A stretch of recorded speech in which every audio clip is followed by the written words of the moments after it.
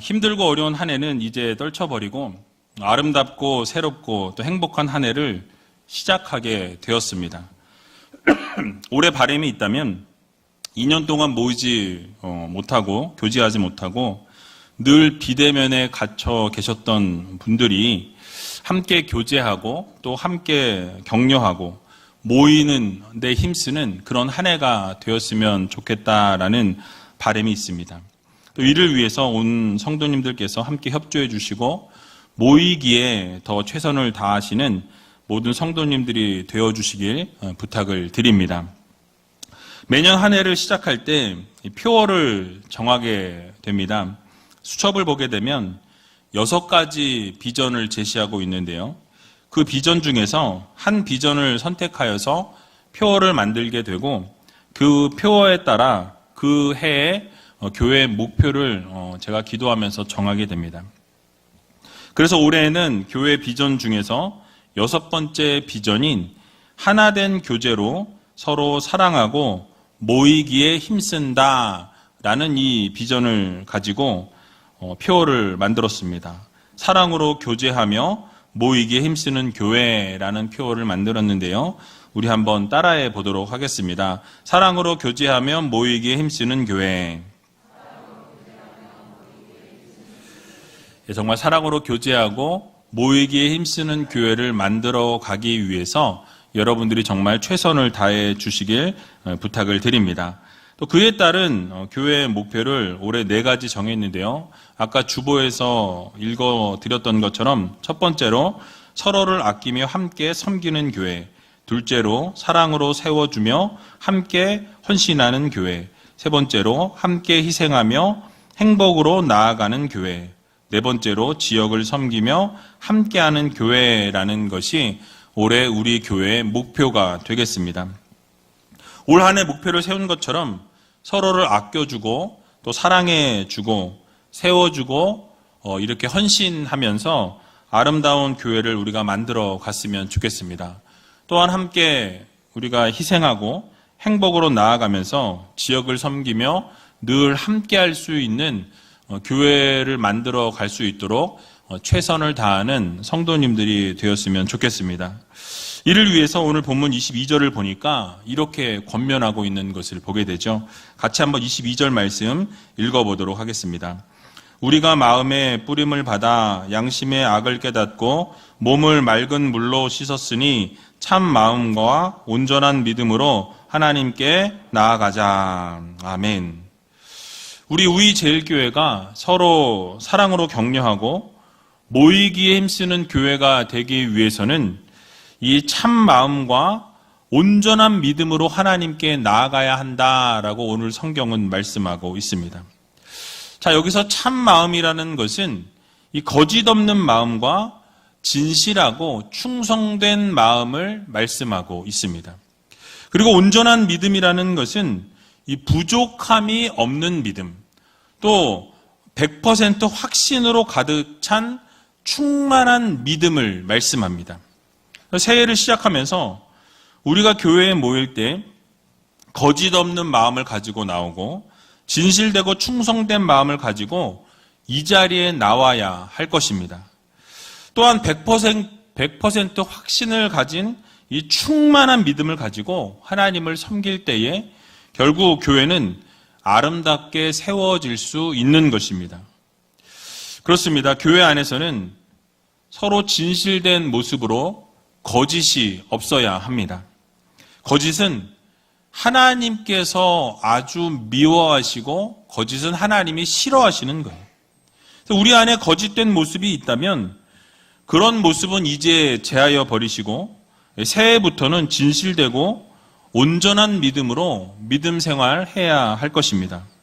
또한 굳건한 믿음으로 신앙 생활을 해 나아가는 성도가 되어야 할 것입니다. 그러니까 예를 들어서 예수님께서 칭찬하신 백부장과 같은 믿음으로 나아가는 모습이 우리에게 필요하다라는 말씀이. 여러분, 백부장이 어떤 모습을 예수님 앞에서 보였습니까? 마태복음 8장 5절에서 13절의 말씀을 보게 되니까 이 백부장의 하인이 중풍병으로 인해서 몹시 괴로워하고 있었습니다. 그때 이 하인의 괴로워하는 모습을 보면서 결심을 하고 예수님 앞에 나아가 자신의 하인을 고쳐달라라고 이렇게 간청하는 것을 보게 되죠. 그러자 예수님께서는 내가 가서 고쳐주마라고 말씀하셨습니다. 그렇게 말씀하실 때 백부장은 예수님께서 우리 집에 오시는 것을 내가 감당할 수 없나이다라고 말씀을 드리면서 다만 이 자리에서 말씀하여 주시라고, 이 자리에서 말씀하시기만 하셔도 내 하인이 낫겠나이다 라고 이렇게 예수님 앞에 간청하고 고백하는 것을 보게 되는 것이죠. 그래서 이런 믿음을 보입니다. 그러자 예수님께서 뭐라고 말씀하셨습니까? 마태복음 8장 10절 말씀에 이렇게 말씀하시는데요. 같이 한번 읽어보겠습니다. 예수께서 들으시고 기이 여겨 쫓는 자들에게 이르시되 내가 진실로 너희에게 이르노니 이스라엘 중 아무에게서도 이만한 믿음을 만나보지 못하였노라. 아멘. 자, 무엇입니까? 예수님께서 직접 오시지 않으셔도 말씀으로만 명하실 때에 내 하인이 낫겠나이다 라고 이렇게 이야기하는 믿음을 백부장이 가지고 있었습니다. 그러니까 예수님께서는 그런 백부장의 믿음과 확신을 보시면서 그 백부장을 칭찬하셨다라는 거예요. 그러면서 뭐라고 말씀하십니까? 백부장에게 내 믿음대로 될지어다 라고 선포하셨어요. 그리고 내 믿음대로 될지어다 라고 선포하시는 그 주님의 말씀이 떨어지자마자 그 말씀 그대로 그시로 하인이 나음을 입었다라고 성경은 말씀합니다.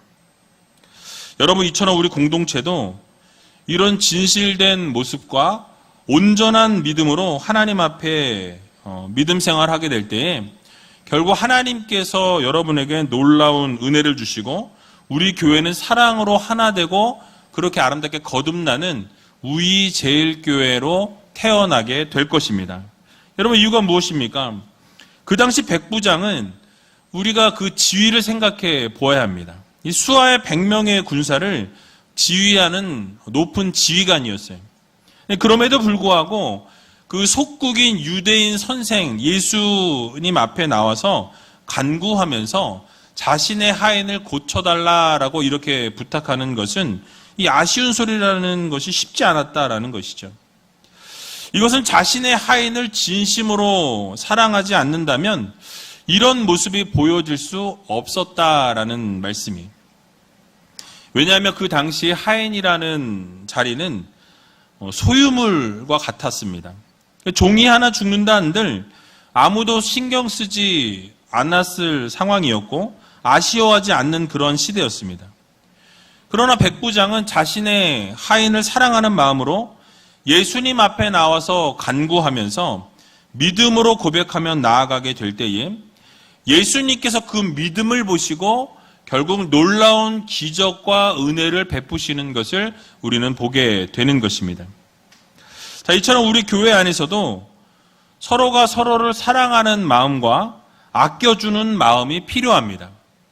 그리고 그 한 영혼을 아끼는 마음으로 하나님 앞에 간구하면서 우리가 하나님 앞에 나아가게 될 때에 결국 이 교회는 사랑으로 격려하는 아름다운 교회로 거듭나게 되고 또 하나님의 마음을 시원케 드릴 수 있는 교회로 새롭게 태어날 줄로 믿습니다. 그러므로 참 마음과 온전한 믿음으로 하나님 앞에 나와서 함께 사랑으로 격려하고 모이게 힘쓰는 교회를 만들어 가는데 최선을 다할 수 있는 귀한 우이제일교회 모든 성도님들이 다 되시길 주님의 이름으로 간절히 축원드립니다. 그리고 오늘 본문 24절을 보게 되니까 이렇게 또 말씀하고 있죠. 같이 한번 읽어보도록 하겠습니다. 서로 돌아보아 사랑과 선행을 격려하며. 아멘. 이 교회 공동체는 사랑으로 서로 돌아보아야 합니다. 여러분, 왜냐하면 사랑이 없이 사역을 우리가 진행하다 보면 아무리 훌륭한 일을 하고 아무리 훌륭한 사역을 할지라도 그 사역과 일이 무익한 것이 될 수 있기 때문에 그렇습니다. 고린도전서 13장 1절에서 3절의 말씀을 보게 되니까 사랑이 없이 사역을 진행하게 될 때에 왜 그것이 아무것도 아닌지에 대해서 경고하고 있는 것을 보게 되죠. 우리 같이 한번 이 말씀 읽어보도록 하겠습니다. 내가 사람의 방언과 천사의 말을 할지라도 사랑이 없으면 소리나는 구리와 울리는 꽹과리가 되고, 내가 예언하는 능이 있어 모든 비밀과 모든 지식을 알고 또 산을 옮길 만한 모든 믿음이 있을지라도 사랑이 없으면 내가 아무것도 아니요 내가 내게 있는 모든 것으로 구제하고 또 내 몸을 불사르게 내어줄지라도 사랑이 없으면 내게 아무 유익이 없느니라. 아멘. 우리가 방언과 천사의 말을 할지라도 사랑이 없으면 울리는 꽹과리와 같다라고 성경은 말씀합니다.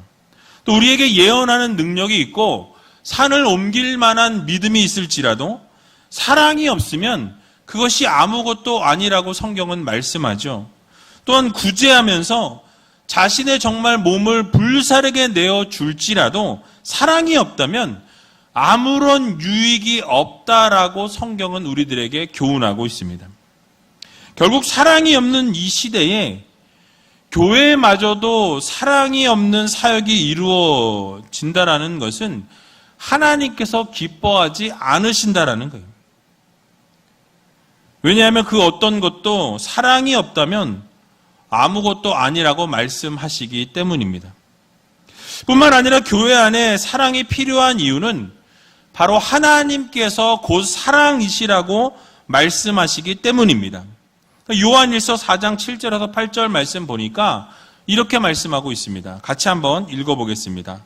사랑하는 자들아, 우리가 서로 사랑하자. 사랑은 하나님께 속한 것이니 사랑하는 자마다 하나님께로서 나서 하나님을 알고 사랑하지 아니하는 자는 하나님을 알지 못하나니 이는 하나님은 사랑이심이라. 아멘. 여러분, 무엇이라고 말씀합니까? 하나님은 사랑이라고 말씀하세요. 사랑이 하나님께 속하였고 하나님을 섬기는 공동체인 교회 공동체는 사랑으로 하나 되어야 한다라고 말씀하고 있습니다. 뿐만 아니라 교회 공동체는 서로 사랑하고 돌아보고 또 선행을 격려하는 공동체가 되어야 한다라고 말씀하고 있는 것이죠. 자, 그러면 우리 교회는 어떠합니까? 새해를 맞이하면서 우리 교회가 사랑으로 격려하고 서로 돌아보고 믿음 생활을 하고 있는지 우리의 믿음 생활을 한번 들여다볼 필요가 있는 것입니다. 자, 여기서 돌아보다라는 뜻은 막연하게 보거나 우연하게 생각날 때만 보는 것을 말씀하지 않습니다. 항상 주의 깊게 살펴보고 세심하게 관찰하는 것을 말할 때 이 단어가 사용됩니다. 그러니까 그냥 살펴보는 것이 아니라 그 사람의 필요를 채워주고 도와주고 잘못된 것이 있으면 바로 잡아주면서 바른 길로 갈 수 있도록 인도해 주는 거예요. 하지만 이 세상은 어떤 모습입니까? 개인주의가 팽배한 시대를 우리가 살아갑니다. 오직 나 자신만 아는 그런 시대를 우리가 살아가고 있죠. 다른 사람에게는 관심이 없습니다. 어려운 이웃을 돌아본다라는 것은 더더욱 먼 나라의 이야기가 되어버리고 있다라는 사실이에요. 타인에 대한 관심은 점점 멀어져 가는데 오히려 나쁜 일이 생겼을 때에는 그 나쁜 일을 캐내어서 방방곡곡에 퍼뜨리는 그런 일들이 비일비재하게 일어나는 것을 보게 되죠. 도와주고 보살펴야 될 것임에도 불구하고 오히려 그 일들을 이렇게 퍼뜨리고 덮어주지 못하고 들춰내는 그러한 모습을 우리가 종종 보게 됩니다. 그러나 잊지 말아야 될 것은 교회는 사랑으로 서로를 돌아보고 또 선행으로 서로 격려하면서 함께 세워나가는 것이 바로 교회의 모습이라는 거예요. 그러므로 신년을 맞이하면서 우리가 꼭 마음 깊이 새겨야 할 것은 곁에 있는 성도님들을 섬기고 또 서로가 서로를 사랑으로 돌아보고 이해하고 감싸주면서 보듬어 안아줄 수 있는 아름다운 공동체를 세워나가는데 최선을 다하는 귀한 우이제일교회 모든 성도님들이 다 되시길 주님의 이름으로 간절히 축원합니다. 마지막으로 교회가 세운 목표들을 바르게 지켜나가기 위해서 우리는 반드시 모이기에 힘쓰는 교회가 되어야 합니다. 여러분, 코로나 팬데믹으로 인해서 이 교회의 많은 기능들이 마비가 된 것이 사실입니다. 함께 식사하면서 교제하지도 못하게 되었고 또 모임도 갖지 못하게 되면서 이 교회의 교제의 기능이 많이 상실되었습니다. 그럼에도 불구하고 지난 시간들을 돌아볼 때 할 수 있는 것들에 최선을 다해왔고 또 이제 터널의 끝이 보이는 것 같아서 감사할 뿐입니다. 뉴스를 보니까 올해 아마 코로나가 종식이 되면서 풍토병으로 이렇게 독감과 같이 정착이 될 것이라는 전망을 내놓는 것을 많이 보았습니다. 그러나 그럼에도 불구하고 여전히 코로나로 인해서 어려움은 있습니다. 그러나 올해 왠지 좋은 소식들이 있을 것만 같아서 이 마음이 좀 들뜨는 그런 한 해입니다. 어쨌든 우리 교회는 될 수 있으면 모이고 또 될 수 있으면 함께 모이기에 힘쓰는 교회를 만들기 위해서 최선을 다해야 할 것입니다. 그래서 내일부터 특별 새벽 기도회가 부르심이라는 주제로 진행이 되어집니다. 2년 전에 우리 교육부 학생들과 우리 다음 세대 자녀들과 함께 하게 될 때 새벽 기도회 63명이 완주했어요. 저녁 집회를 빼먹고 두 친구가 안 나와서 61명이 6번의 집회를 완주했던 기억이 있는데요. 그래서 이번에도 6번의 집회에 우리 다음 세대 자녀들과 함께 예배를 드리려고 합니다. 또 그때처럼 장학금을 지급하려고 합니다. 우리 아이들이 부모 세대의 기도와 또 그 예배를 함께 공유하면서 장학금도 받고 또 예배도 함께 드리고 또 그러면서 그 이후에 11조에 대해서도 가르칠 수 있는 좋은 기회라고 저는 생각합니다. 우리 어른들이 열심히 참석하셔서 모범을 먼저 보여주시고 자녀들에게 부끄럽지 않은 부모님들이 되셨으면 좋겠습니다. 그리고 또 장학금이 모자라지 않도록 여러분들이 최선을 다해서 예물을 드려주시기 바랍니다. 힘써 모이는 것을 위해서 오늘 본문 25절에 보니까 뭐라고 말씀합니까? 이렇게 말씀하고 있습니다. 같이 한번 25절 말씀 읽어보도록 하겠습니다. 모이기를 패하는 어떤 사람들의 습관과 같이 하지 말고 오직 권하여 그날이 가까움을 볼수록 더욱 그리하자. 아멘. 자, 그 당시 성도들 중에 유대교인들이나 또 이방 종교의 영향과 로마의 박해 등으로 인해서 모이기를 꺼려하는 성도들이 교회 안에 있었습니다. 또 유대교로 다시 돌아가거나 또 믿음을 완전히 저버린 사람들도 있었기 때문에 그들이 모이기를 패하려 했다라고 성경은 말씀하죠. 자, 그렇기 때문에 히브리서 기자는 어렵고 힘든 상황이지만 모이기를 패하려고 하는 어떤 자들의 습관과 같이 하지 말고 서로 권면하여서 이 마지막 날이 가까울수록 모이기에 더욱 힘쓰자고 외치는 것을 우리가 보게 되죠. 여러분, 오늘날 코로나로 인해서 비대면 예배라는 말도 안 되는 예배가 생기고 그리고 나서 인터넷으로 예배를 드리는 것이 확산이 되었습니다.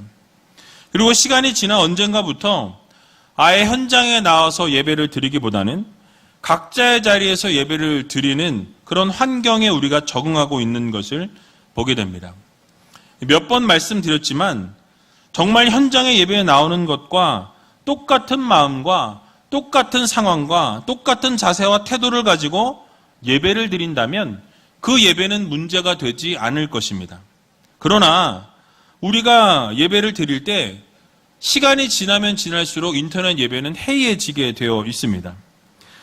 혹시 예배를 참석할 수 없는 환자나 거동이 불편한 분들이나 상황이 안 돼서 예배를 인터넷으로밖에 드릴 수 없는 분들은 당연히 그렇게 드리셔야 되겠지만은 이 상황이 되시고 예배를 드릴 수 있는 형편이 되심에도 불구하고 이 모이기를 패하는 자들의 습관과 같이 모이기를 게을리한다면 하나님께서는 기뻐하지 않을 것이라는 사실을 우리는 반드시 기억해야 할 것입니다. 그리고 인터넷으로 예배를 드리다 보면 나도 모르는 사이에 현장에서 드리는 것처럼 바르게 예배를 드리기가 어렵다라는 사실이에요. 예를 들어서 누가 찾아왔거나 예배를 드리는 중에 전화가 오면 이 영상을 멈춰놓고 전화를 받거나 또 찬양을 하기 싫으면 그 찬양을 다 뒤로 넘겨버리거나 말씀만 딱 듣고 예배를 마치게 되는 경우가 있는 것이죠. 그러나 그러한 모습은 내가 예배의 주인이 된다라는 거예요. 내가 모든 예배를 컨트롤하게 됨으로써 예배를 받으시는 대상인 하나님이 예배의 중심이 아니라 내가 예배의 주인이 되고 내가 예배의 중심이 되어진다라는 사실이에요. 시간이 지나면 지날수록 예배를 향한 열정과 마음은 식어지게 되고 게을러질 수밖에 없다라는 것을 우리는 반드시 기억해야 할 것입니다. 그러면 결국 우리는 영적으로 점점 시들어 갈 수밖에 없고 하나님과는 멀어진 삶을 살아갈 수밖에 없게 된다라는 것이죠. 그러므로 올 한 해를 시작하면서 모이기를 패하는 어떤 사람들의 습관과 같이 하지 마시고 오직 모이기에 힘쓰고 모여서 날마다 하나님을 예배하고 하나님을 찬양하고 하나님 앞에 영광 올려드림으로 이 초대교회와 같이 날마다 성전에 차고 넘치는 귀한 은혜와 기적을 맛보는 우이제일교회 될 수 있기를 주님의 이름으로 간절히 축원드립니다.